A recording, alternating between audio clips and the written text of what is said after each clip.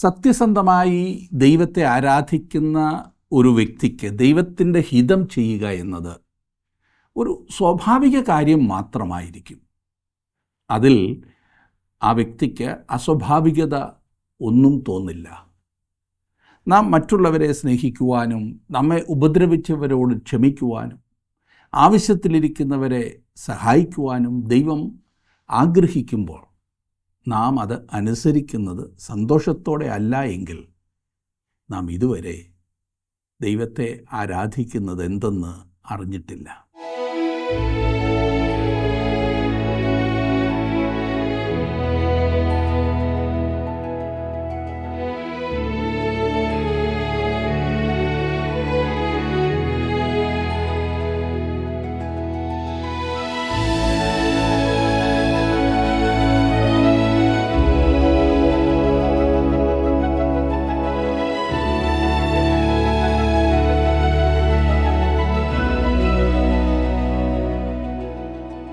ജീവസന്ദേശത്തിൻ്റെ പ്രേക്ഷകർക്ക് ഞങ്ങളുടെ വന്ദനം.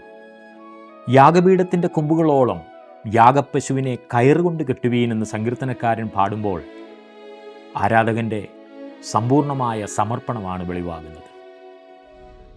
ബാലനുമായി ആരാധന കഴിച്ച് മടങ്ങുന്ന അബ്രഹാം ഐശ്വര്യമായ ദൈവിക അനുഗ്രഹങ്ങളും പേറിയാണ് ആ മലയിറങ്ങുന്നത്. കാൽവരി ക്രൂശിൽ സമർപ്പിക്കപ്പെടുന്ന സകല വ്യക്തികൾക്കും അവകാശപ്പെട്ടതാണ് ക്രിസ്തുയേശുവിലൂടെ ഒഴുകിയിറങ്ങുന്ന ഈ അനുഗ്രഹങ്ങൾ.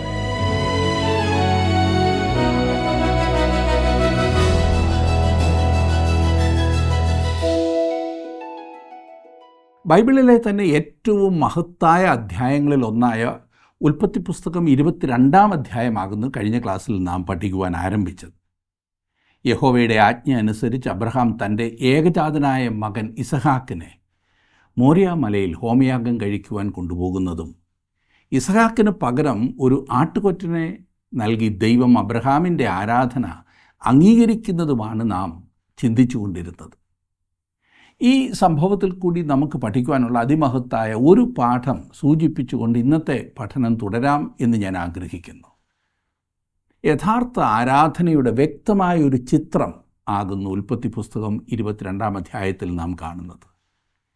ആരെയാണ് ആരാധിക്കേണ്ടത്, ആരാണ് ആരാധിക്കേണ്ടത്, ആരാധന കൊണ്ടുണ്ടാകുന്ന പ്രയോജനം എന്നിത്യാദി കാര്യങ്ങളെല്ലാം വ്യക്തമായി ചിത്രീകരിച്ചിരിക്കുന്ന ഒരു സംഭവമാകുന്നു അബ്രഹാം തൻ്റെ മകനെ യാഗം അർപ്പിക്കുന്നതിലൂടെ നാം കാണുന്നത്.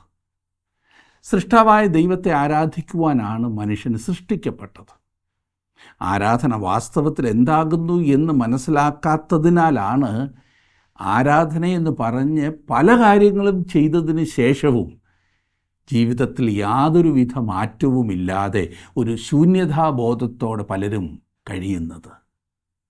ആരാധന എന്നാൽ നാം ചെയ്യുന്ന ഏതൊരു കാര്യത്തെക്കാളും ഉപരി നമ്മുടെ മനോഭാവം, നമ്മുടെ ആറ്റിറ്റ്യൂഡാകുന്നു.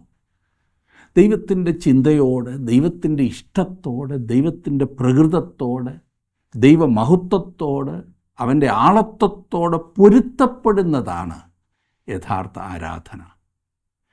ദൈവം മനുഷ്യനെ സൃഷ്ടിച്ചത് നമുക്കറിയാം, ദേഹം, ദേഹി, ആത്മാവ് എന്നീ 3 ഘടകങ്ങൾ കൊണ്ടാണ്. ദൈവത്തോട് മറുതലിച്ച് പാപം ചെയ്ത മനുഷ്യൻ്റെ ആത്മാവ് ദൈവത്തിൽ നിന്നും വേർപെട്ടു. ഇതിനെയാണ് ആത്മീയ മരണം എന്ന് ബൈബിളിൽ വിളിക്കുന്നത്. തൻ്റെ നഷ്ടപ്പെട്ട അവസ്ഥ മനസ്സിലാക്കി ദൈവത്തെങ്കിലേക്ക് ചെല്ലുന്ന ഏതൊരു വ്യക്തിക്കും ദൈവം തൻ്റെ ആത്മാവിലൂടെ ദിവ്യ ജീവൻ പകർന്ന് അവരെ പുതു സൃഷ്ടികളാക്കുന്നു. പുതു സൃഷ്ടിയായത് ദൈവത്തെ അംഗീകരിക്കുന്ന മനുഷ്യൻ്റെ ആത്മാവാകുന്നു, ദേഹവും ദേഹിയുമല്ല. റോമലേഖനം 12-ാം അധ്യായത്തിൽ പറയുന്ന പ്രകാരം ദേഹി, അതായത് മനസ്സ്, ഈ ലോകത്തോട് അനുരൂപപ്പെട്ടിരിക്കുന്നു. എന്നാൽ ആരാധനയിലൂടെ മനസ്സ് പുതുക്കുന്ന വ്യക്തികൾ നന്മയും പ്രസാദവും പൂർണ്ണതയുമുള്ള ദൈവഹിതം എന്തെന്ന് അറിയുവാൻ പ്രാപ്തരാകും. അങ്ങനെ ദൈവവുമായി സ്വരൈക്യത്തിൽ ആകുന്നതത്രേ ബുദ്ധിയുള്ള ആരാധന. സ്വരൈക്യം, ട്യൂൺഡാകുക, ദൈവവുമായി ട്യൂൺഡാകുക. അപ്രകാരം ആരാധിക്കുന്ന ഒരുവൻ്റെ വ്യക്തമായ ചിത്രമാകുന്നു അബ്രഹാമിൻ്റെ ജീവിതം മുഴുവനും.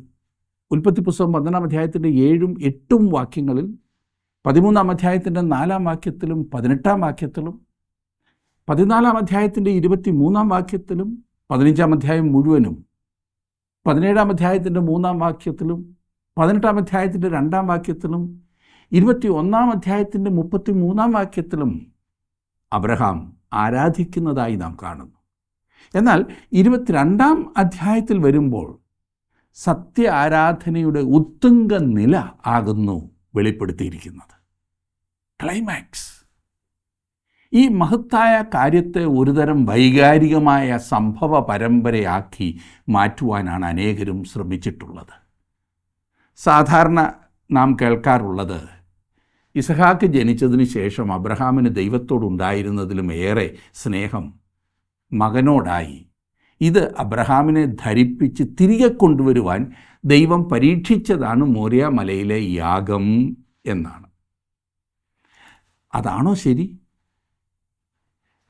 ഇതുമായി ബന്ധപ്പെട്ട് നാം സാധാരണ കേൾക്കാറുള്ള കഥ ഇനിയും പറയും പ്രകാരമാകും. ഒരു രാത്രിയിൽ ദൈവം അബ്രഹാമിനെ വിളിച്ച് ഇസഹാക്കിനെ മോരിയ മലയിൽ കൊണ്ടുപോയി യാഗം കഴിക്കുവാൻ പറഞ്ഞു. അബ്രഹാം ആകെ വിഷമത്തിലായി. പക്ഷേ ദൈവം പറഞ്ഞതല്ലേ, അനുസരിച്ചല്ലേ പറ്റൂ. പിറ്റേ ദിവസം അതിരാവിലെ സാറായോട് പോലും പറയാതെ, അല്ലെങ്കിൽ അവളോട് കള്ളം പറഞ്ഞ് ഇസഹാക്കിനെയും കൂട്ടി യാത്രയായി അബ്രഹാം. ആകെ തകർന്നിരുന്ന അബ്രഹാം. ഇസഹാക്ക് യാഗത്തിനുള്ള ആട് എവിടെയെന്ന് അബ്രഹാമിനോട് ചോദിച്ചപ്പോൾ അവൻ വല്ലാത്ത വിഷമസ്ഥിതിയിലായി. ഒടുവിൽ മോരിയാമലയിൽ പോയി യാഗപീഠമുണ്ടാക്കി മകനെ വരിഞ്ഞു മുറുക്കി അതിന്മേൽ കിടത്തി കരഞ്ഞുകൊണ്ട് അബ്രഹാം ഇസ്ഹാക്കിനെ കൊല്ലുവാൻ കത്തി ഉയർത്തിയപ്പോൾ ദൈവം ഇടപെട്ടു. ഇങ്ങനെയാണോ ബൈബിളിൽ പറയുന്നത്? എൻ്റെ ബൈബിളിൽ അങ്ങനെയൊന്നും എഴുതിയിട്ടില്ല. അബ്രഹാം ദൈവത്തെക്കാൾ ഏറെ ഇസ്ഹാക്കിനെ സ്നേഹിച്ചോ? ദൈവം പറഞ്ഞത് അബ്രഹാം സാറായിയോട് പറഞ്ഞില്ലേ? ദൈവഹിതം അനുസരിക്കുന്നതിന് അബ്രഹാമിന് എന്തെങ്കിലും ബുദ്ധിമുട്ടുണ്ടായിരുന്നു എന്ന് തോന്നുന്ന ഒരു വാക്യമോ വാചകമോ ഈ ഭാഗത്തുണ്ടോ? അപ്പോൾ ചിലർ പറയും, മനുഷ്യനല്ലേ, തോന്നിക്കാണും. അങ്ങനെ വാദിച്ചാൽ അവിടെയാണ് നാം തെറ്റുന്നത്. ഒരു യഥാർത്ഥ ആരാധനക്കാരൻ ദൈവവുമായി ട്യൂൺഡായതിനാൽ ദൈവം ആഗ്രഹിക്കുന്നത് എന്തെന്ന് അറിയുന്നവനും സന്തോഷത്തോടെ അനുസരിക്കുന്നവനുമായിരിക്കും. അഥവാ തനിക്ക് വ്യക്തമല്ലാത്ത കാര്യങ്ങൾ ഉണ്ടെന്നാൽ അത് അനുവദിക്കുക വഴി ദൈവത്തിന് പ്രത്യേക ഉദ്ദേശമുണ്ട് എന്ന് ദൈവത്തെ വിശ്വസിച്ച് സന്തോഷത്തോടെ ദൈവത്തെ അനുസരിക്കുന്നവനാണ് സത്യ ആരാധനക്കാരൻ. പുതിയ നിയമ ഭാഷയിൽ പറഞ്ഞാൽ ആത്മാവിലും സത്യത്തിലും ദൈവത്തെ ആരാധിക്കുന്ന ഒരു വ്യക്തിയുടെ ആത്മീയ ആരോഗ്യമാണ് ഇസ്ഹാക്കിനെ യാഗമായി അർപ്പിക്കുന്ന അബ്രഹാമിൽ നാം കാണുന്നത്. സത്യ ആരാധനയിലൂടെ ദൈവവുമായി സ്വരൈക്യത്തിലായിട്ടുള്ള ഒരു വ്യക്തിയുടെ ജീവിതത്തിലെ ഏതൊരു വെല്ലുവിളിയെയും എങ്ങനെ നേരിടാമെന്നാണ് അബ്രഹാം നമുക്ക് കാണിച്ചു തരുന്നത്. ഒരു യഥാർത്ഥ ആരാധനക്കാരന് ദൈവഹിതം പ്രവർത്തിക്കുന്നത് ഒരു സ്വാഭാവിക കാര്യം മാത്രമായിരിക്കും. അതിൽ അസ്വാഭാവികത ഒന്നും അവൻ കാണില്ല. അബ്രഹാം തൻ്റെ ബാല്യക്കാരോട് പറയുന്നതും ഇസ്ഹാക്കിൻ്റെ ചോദ്യത്തിന് അബ്രഹാം മറുപടി നൽകുന്നതുമെല്ലാം എത്ര ഉറപ്പോടാകുന്നു. 22-ാം അധ്യായത്തിൻ്റെ 5-ാം വാക്യത്തിൽ അബ്രഹാം ബാല്യക്കാരോട് പറയുന്നത്, നിങ്ങൾ കഴുതയുമായി ഇവിടെ ഇരിപ്പിൻ, ഞാനും ബാലനും അവിടുത്തോളം ചെന്ന് ആരാധന കഴിച്ചു മടങ്ങി വരാം. അബ്രഹാം വളരെ വ്യക്തമായി പറയുന്നത് താൻ ആരാധനയ്ക്ക് പോകുന്നു എന്നത്രേ. പലപ്പോഴും ദൈവഹിതം അനുസരിക്കുന്നത് നമുക്ക് വലിയ ശ്വാസം മുട്ടലുണ്ടാക്കുന്ന സംഗതിയാകാറുണ്ടല്ലേ. കാരണം ദൈവവുമായി നാം ട്യൂൺഡായിട്ടില്ല, സ്വരൈക്യത്തിലല്ല. ജഡം മസിൽ പിടിച്ചിരിക്കുകയാണ്. ദൈവം എന്നെക്കുറിച്ച് ആഗ്രഹിക്കുന്നത് ചെയ്യുമ്പോൾ അത് ത്യാഗമല്ല, പദവിയാണ്, ബുദ്ധിമുട്ടല്ല, സന്തോഷമാണ്. നാം മറ്റുള്ളവരെ സ്നേഹിക്കുവാനും നമ്മെ ഉപദ്രവിച്ചവരോട് ക്ഷമിക്കുവാനും ആവശ്യത്തിലിരിക്കുന്ന ആളുകളെ സഹായിക്കുവാനും ദൈവം ആഗ്രഹിക്കുമ്പോൾ നാം അത് അനുസരിക്കുന്നത് സന്തോഷത്തോടെ അല്ല എങ്കിൽ നാം ഇതുവരെ സത്യ ആരാധന എന്തെന്ന് അറിഞ്ഞിട്ട് പോലുമില്ല. ആഫ്രിക്കൻ കാടുകളിൽ ദൈവവചനവുമായി പോയ ഡേവിഡ് ലിവിങ്സ്റ്റൻ്റെ വാക്കുകൾ ഇത്തരുണത്തിൽ ശ്രദ്ധേയമാണ്. അദ്ദേഹം പറഞ്ഞു, ഈ ലോകത്തിലെ ഒരു രാജാവ് നൽകുന്ന ദൗത്യം ഒരു പദവിയെങ്കിൽ സ്വർഗീയ രാജാവ് ഏൽപ്പിക്കുന്ന ദൗത്യം എങ്ങനെ ത്യാഗമാകും? ദൈവം ആവശ്യപ്പെട്ടത് ചോദ്യം ചെയ്യാതെ ഉടനടി സകല സന്നാഹങ്ങളോടും നിർദാക്ഷിണ്യം അബ്രഹാം അനുസരിച്ചു. അബ്രഹാമിൻ്റെ അനുസരണത്തിലൂടെ പിതാവായ ദൈവം പുത്രനെ തന്നതിൻ്റെ ഒരു മാതൃക കാണിച്ചു തരികയായിരുന്നു. ദൈവത്തിൻ്റെ ഏറ്റവും വലിയ പ്രവൃത്തികളായ മനുഷ്യനെ സൃഷ്ടിക്കുക, മനുഷ്യനെ വീണ്ടെടുക്കുക, മനുഷ്യൻ്റെ ഉയർപ്പ് എന്നതിൻ്റെ ഒരേ ഒരു മാനുഷിക പ്രതിരൂപമായി അബ്രഹാം, അത് അവൻ്റെ ആരാധനയുടെ കൊടുമുടിയായ 22-ാം അധ്യായത്തിൽ വ്യക്തമാണ്. ഒടുവിൽ അബ്രഹാമിനോട് ദൈവം പറയുന്നത് അതുതന്നെയാണ്. 22-ാം അധ്യായത്തിൻ്റെ 12-ാം വാക്യത്തിൽ, നിന്റെ ഏകജാതനായ മകനെ തരുവാൻ നീ മടിക്കായ്ക കൊണ്ട് നീ ദൈവത്തെ ഭയപ്പെടുന്നു, വേറെ വിധത്തിൽ പറഞ്ഞാൽ നീ ദൈവത്തെ ആരാധിക്കുന്നു എന്ന് ഞാൻ ഇപ്പോൾ അറിയുന്നു. ദൈവവുമായി സ്വരൈക്യത്തിലാണോ നിങ്ങൾ അവനെ ആരാധിക്കുന്നത്? ഇന്ന് 22-ാം അധ്യായത്തിൻ്റെ 15ഉം 16ഉം വാക്യങ്ങൾ നമുക്ക് നോക്കാം. 15-ാം വാക്യം, യഹോവയുടെ ദൂതൻ രണ്ടാമതും ആകാശത്തു നിന്ന് അബ്രഹാമിനോട് വിളിച്ച് അരുളി ചെയ്തത്, നീ ഈ കാര്യം ചെയ്തു, നിന്റെ ഏകജാതനായ മകനെ തരുവാൻ മടിക്കായികൊണ്ട് ഞാൻ നിന്നെ ഐശ്വര്യമായി അനുഗ്രഹിക്കും. ഇവിടെ ദൂതൻ്റെ വാക്കുകൾ ശ്രദ്ധിച്ചാലും നീ ഈ കാര്യം ചെയ്തു. അബ്രഹാം തൻ്റെ മകനെ യാഗം കഴിച്ചില്ല എന്ന് നമുക്കറിയാം. എന്നാൽ ദൈവത്തെ വിശ്വസിച്ച അബ്രഹാം അത് ചെയ്യുവാൻ പൂർണ്ണമായി തയ്യാറായത് നമ്മൾ കണ്ടതാണ്. അതുകൊണ്ട് അവൻ അത് ചെയ്തതായി ദൈവം കണക്കാക്കി. യഥാർത്ഥ ആരാധന എന്ന് പറഞ്ഞാൽ പ്രഥമമായി നമ്മുടെ മനോഭാവമാകുന്നു എന്ന് ഞാൻ പറഞ്ഞതിൻ്റെ ഉത്തമ ഉദാഹരണമാകുന്നു ഇത്. അബ്രഹാം വിശ്വാസത്താൽ നീതീകരിക്കപ്പെട്ടു. എന്നാൽ മനുഷ്യരുടെ മുൻപാകെ അവൻ തൻ്റെ പ്രവൃത്തികളാലും നീതീകരിക്കപ്പെട്ടു. തനിക്ക് ഈ പറയുന്ന വിശ്വാസമുണ്ടെന്ന് അബ്രഹാം തെളിയിച്ചു. നിന്റെ ഏകജാതനായ മകനെ തരുവാൻ മടിക്കായ്ക കൊണ്ട്. ആ വിഷയത്തെ ദൈവം എടുത്തു പറയുന്നത് ശ്രദ്ധിച്ചാലും, കാരണം ദൈവം തൻ്റെ ഏകജാതനായ പുത്രനെ മനുഷ്യവർഗത്തിന് വേണ്ടി നൽകി. ഈ സംഭവത്തിലൂടെ ദൈവം വ്യക്തമാക്കുന്ന ഒരു കാര്യം, ദൈവത്തിനും മനുഷ്യർക്കും മധ്യേ നിൽക്കുവാൻ ഒരു മധ്യസ്ഥനെ ആവശ്യമാകുന്നു എന്നത്രേ. ആരെങ്കിലും രക്ഷിക്കപ്പെടണമെങ്കിൽ മനുഷ്യവർഗത്തിൻ്റെ രക്ഷകനാകുവാൻ ഒരു മനുഷ്യൻ ഉണ്ടാകേണ്ടിയിരിക്കുന്നു. ഈ 22-ാം അധ്യായത്തിൽ നമുക്ക് നൽകിയിരിക്കുന്ന ഒരു വലിയ പാഠം അതുതന്നെയാണ്. ദൈവം ഹോമയാഗത്തിനുള്ള ഒരു ആട്ടിൻകുട്ടിയെ നോക്കിക്കൊള്ളും എന്ന് അബ്രഹാം പറഞ്ഞത് നാം കണ്ടു. അങ്ങനെ അവർ ഒരു ആട്ടുകൊറ്റനെ കാണുകയും അതിനെ യാഗം കഴിക്കുകയും ചെയ്തു. എന്നാൽ 2000-ഓളം വർഷങ്ങൾക്ക് ശേഷം ദൈവം ക്രിസ്തുവിലൂടെ ഒരു കുഞ്ഞാടിനെ നൽകുകയുണ്ടായി. ഇസഹാക്കിനെ ബലിയർപ്പിക്കുന്നതിൽ നിന്നും ദൈവം അബ്രഹാമിനെ വിലക്കി. കാരണം അത് ശരിയായ ഒരു കാര്യമായിരുന്നില്ല. മനുഷ്യക്കുരുതി ദൈവം അംഗീകരിച്ചില്ല. ദൈവം അബ്രഹാമിൻ്റെ മകനെ രക്ഷിച്ചു. എന്നാൽ തൻ്റെ സ്വന്തം മകനെ നമുക്കെല്ലാവർക്കും വേണ്ടി അവൻ യാഗമാക്കി. 22-ന്റെ 17ഉം 18ഉം വാക്യങ്ങളിൽ നാം കാണുന്നത്, നിന്റെ സന്തതിയെ ആകാശത്തിലെ നക്ഷത്രങ്ങൾ പോലെയും കടൽക്കരയിലെ മണൽ പോലെയും അത്യന്തം വർദ്ധിപ്പിക്കും. നിന്റെ സന്തതി ശത്രുക്കളുടെ പട്ടണങ്ങളെ കൈവശമാക്കും. നീ എൻ്റെ വാക്ക് അനുസരിച്ചതുകൊണ്ട് നിന്റെ സന്തതി മുഖാന്തരം ഭൂമിയിലുള്ള സകല ജാതികളും അനുഗ്രഹിക്കപ്പെടും എന്ന് ഞാൻ എന്നെക്കൊണ്ട് തന്നെ സത്യം ചെയ്തിരിക്കുന്നു എന്ന് യഹോവ അരുളി ചെയ്യുന്നു. നിന്റെ സന്തതി മുഖാന്തരം ഭൂമിയിലുള്ള സകല ജാതികളും അനുഗ്രഹിക്കപ്പെടും. ഏത് സന്തതിയെക്കുറിച്ചാണ് ദൈവം ഇവിടെ സംസാരിക്കുന്നത്?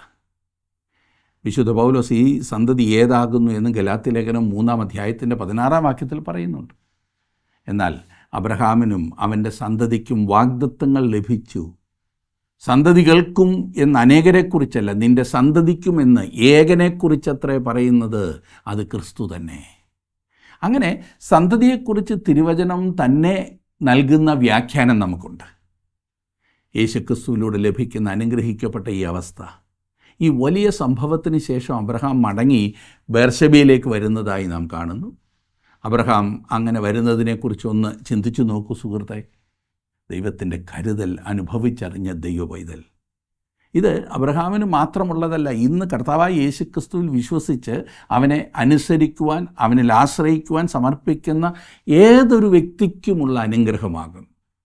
നിങ്ങളുടെ ജീവിതത്തെ അപ്രകാരം ക്രിസ്തുവിനായി സമർപ്പിച്ചിട്ടുണ്ടോ? ജീവിതത്തിൽ പരിശോധനകൾ വരുമ്പോൾ അത് ദൈവം മറന്നിട്ടാകുന്നു എന്ന് ചിന്തിച്ച് നിരാശപ്പെടരുതേ. നിങ്ങളെക്കുറിച്ച് ദൈവത്തിന് വലിയ ഉദ്ദേശമുണ്ട്. തൻ്റെ നേരത്തെയുള്ള അനുഭവങ്ങളുടെ വെളിച്ചത്തിൽ അവൻ ദൈവത്തെ അനുസരിച്ചു. അത് അവനും അനേകർക്കും അനുഗ്രഹമായി. നിങ്ങളെയും ദൈവം അപ്രകാരത്തിൽ അനുഗ്രഹിക്കുവാൻ മതിയായവനാണ്. നാം 23-ാം അധ്യായത്തിലേക്ക് വരുമ്പോൾ സാറായുടെ മരണവും അവളെ അടക്കുവാനായി അബ്രഹാം മക്പേല ഗുഹ വാങ്ങുന്നതുമാണ്. 23-ാം അധ്യായത്തിൻ്റെ ആദ്യത്തെ 2 വാക്യങ്ങളിൽ നാം വായിക്കുന്നത്, സാറായ്ക്ക് 127 വയസ്സായിരുന്നു. ഇത് സാറായുടെ ആയുഷ്കാലം. സാറ കനാൻ ദേശത്ത് ഹെബ്രോൻ എന്ന കിര്യത്ത് അർബയിൽ വെച്ച് മരിച്ചു. അബ്രഹാം സാറായെക്കുറിച്ച് വിലപിച്ച് കരവാൻ വന്നു. സാറായുടെ ആയുഷ്കാലം 127 വർഷങ്ങൾ ആയിരുന്നു. ഇത് ശ്രദ്ധിക്കേണ്ടതാണ്. ഇസ്ഹാക്ക് ജനിച്ചപ്പോൾ സാറായ്ക്ക് 90 വയസ്സായിരുന്നു. അതിൻ്റെ അർത്ഥം സാറ മരിക്കുന്ന സമയത്ത് ഇസ്ഹാക്കിന് പ്രായം 37 വയസ്സ്. ഹെബ്രോനിലെ കിര്യത്ത് അർബയിൽ വെച്ച് അവൾ മരിച്ചു എന്നാണ് രേഖപ്പെടുത്തിയിരിക്കുന്നത്. ദൈവം തനിക്ക് അവകാശമായി നൽകിയ ആ ദേശത്ത് തൻ്റെ മരിച്ചവരെ അടക്കം ചെയ്യുവാൻ അബ്രഹാമിനൊരു ഗുഹ വില കൊടുത്തു വാങ്ങേണ്ടി വന്നു. സാറായെ എവിടെയെങ്കിലും കൊണ്ടുപോയി അടക്കാഞ്ഞതിന് കാരണം എന്തായിരിക്കും? അവരുടെ ഭാവി ആ ദേശത്ത് തന്നെ ആയിരിക്കുമെന്ന അവരുടെ പ്രത്യാശ ഒന്നുകൊണ്ട് മാത്രമാണ് അബ്രഹാം അങ്ങനെ ചെയ്തത്. ഈ അധ്യായത്തിൻ്റെ ബാക്കിയുള്ള ഭാഗത്തേക്ക് നാം ഇറങ്ങിച്ചെല്ലുമ്പോൾ ഒരു ശവസംസ്കാര ശുശ്രൂഷയുടെ ക്രമീകരണങ്ങൾ നാം കാണുന്നുണ്ടെങ്കിൽ തന്നെ ഒരു വലിയ സത്യം ഇവിടെ വെളിപ്പെടുന്നത് പ്രധാനപ്പെട്ട കാര്യമാകും. 23-ാം അധ്യായത്തിൻ്റെ 3ഉം 4ഉം വാക്യങ്ങളിൽ നാം വായിക്കുന്നത്, പിന്നെ അബ്രഹാം മരിച്ചവളുടെ അടുക്കൽ നിന്ന് എഴുന്നേറ്റ് ഹിത്യരോട് സംസാരിച്ചു. ഞാൻ നിങ്ങളുടെ ഇടയിൽ പരദേശിയും വന്ന് പാർക്കുന്നവനും ആകുന്നു. ഞാൻ എൻ്റെ മരിച്ചവളെ കൊണ്ടുപോയി അടക്കേണ്ടതിന് എനിക്ക് നിങ്ങളുടെ ഇടയിൽ ഒരു ശ്മശാന ഭൂമി അവകാശമായി തരുവീൻ എന്ന് പറഞ്ഞു. വാഗ്ദത്ത ദേശത്ത്, അതെ, ദൈവം തനിക്ക് അവകാശമായി തരുമെന്ന് വാഗ്ദത്തം ചെയ്തിടത്ത് തന്നെ നിന്നുകൊണ്ട് അബ്രഹാം തന്നെ പരദേശിയും വന്നു പാർക്കുന്നവനും എന്ന് പറയുന്നു. 5ഉം 6ഉം വാക്യങ്ങളിൽ, ഹിത്യർ അബ്രഹാമിനോട്, യജമാനനെ, കേട്ടാലും നീ ഞങ്ങളുടെ ഇടയിൽ ദൈവത്തിൻ്റെ ഒരു പ്രഭുവാകുന്നു. ഞങ്ങളുടെ ശ്മശാന സ്ഥലങ്ങളിൽ വെച്ച് വിശേഷമായതിൽ മരിച്ചവളെ അടക്കിക്കൊള്ളുക. മരിച്ചവളെ അടക്കുവാൻ ഞങ്ങളിൽ ആരും ശ്മശാന സ്ഥലം നിനക്ക് തരാതിരിക്കയില്ല എന്ന് ഉത്തരം പറഞ്ഞു. ആ ദേശത്ത് പാർത്തിരുന്ന ഹിത്യർ എത്ര ഔദാര്യമതികളായിരുന്നെന്ന് ശ്രദ്ധിച്ചോ.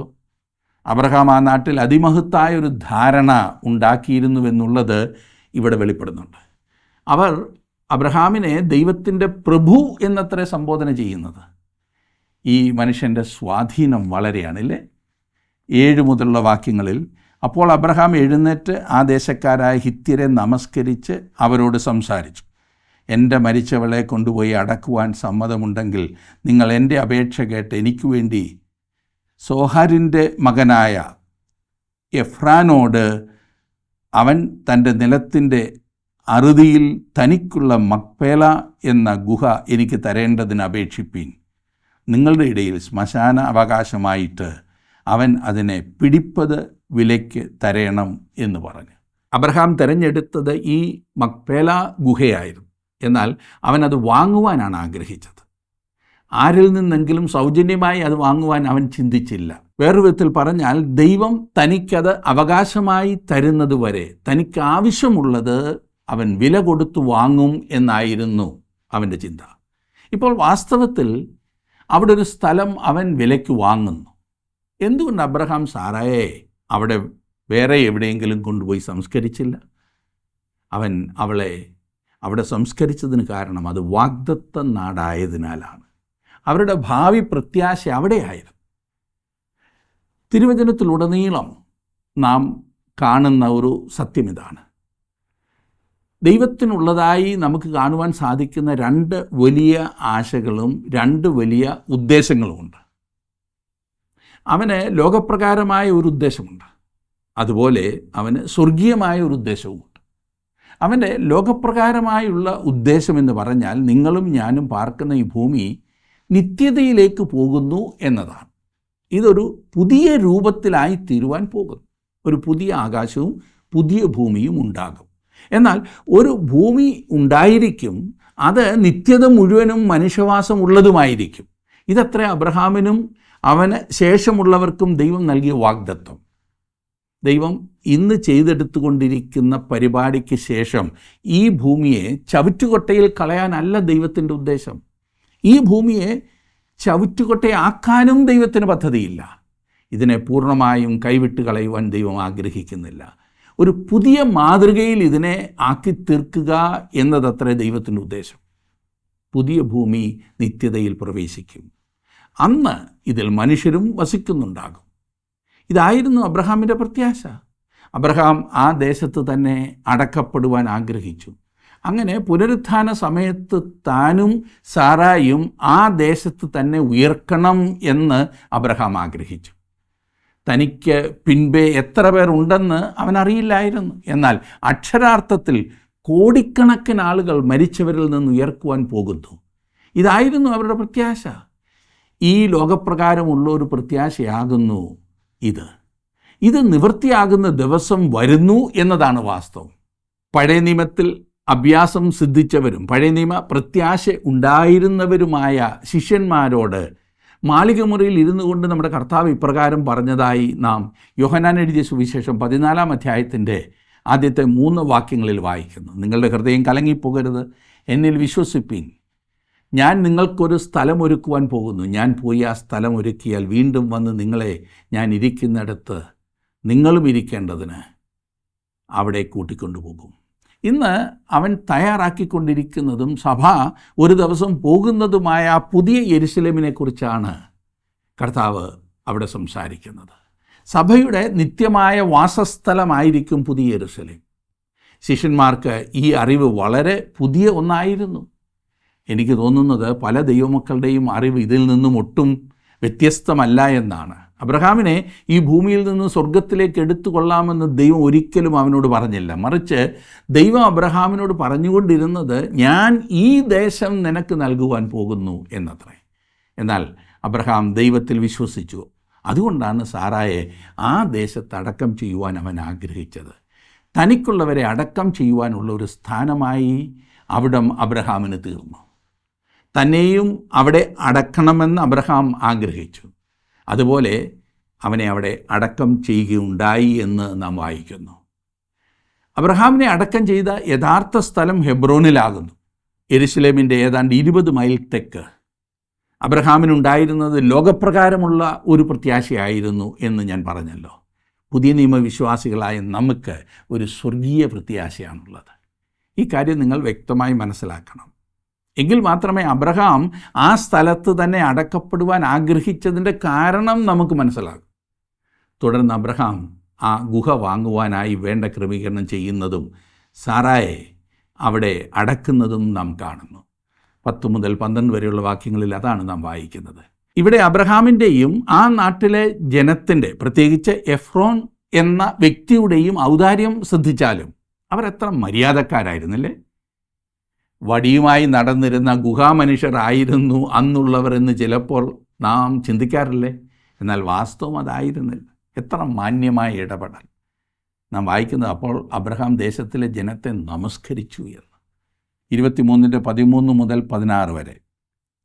ദേശത്തിലെ ജനം കേൾക്കെ അവൻ എഫ്രോനോട്, ദയചെയ്ത് കേൾക്കണം, നിലത്തിൻ്റെ വില ഞാൻ നിനക്ക് തരുന്നത് എന്നോട് വാങ്ങണം, എന്നാൽ ഞാൻ മരിച്ചവളെ അവിടെ അടക്കം ചെയ്യും എന്ന് പറഞ്ഞു.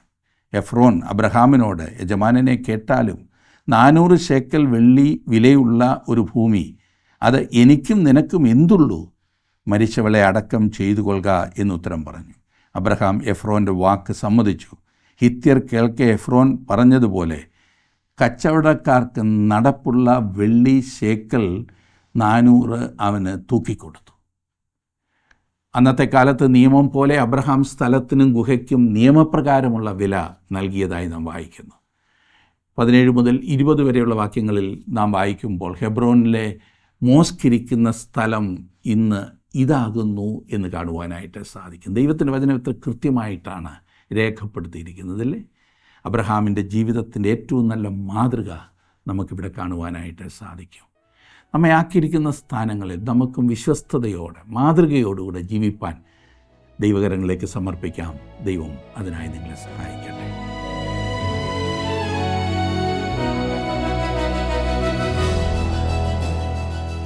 മരണത്തിന് ശേഷമുള്ള കാര്യങ്ങളെക്കുറിച്ച് വ്യക്തതയില്ലാത്ത ഈ ലോകത്തിൽ മരണത്തിനപ്പുറത്തേക്ക് കടക്കുന്ന പ്രത്യാശയാണ് ക്രിസ്തീയ ജീവിതത്തിൻ്റെ പ്രത്യേകത. ക്രിസ്തു പറഞ്ഞു, എന്നിൽ വിശ്വസിക്കുന്നവൻ മരിച്ചാലും ജീവിക്കും.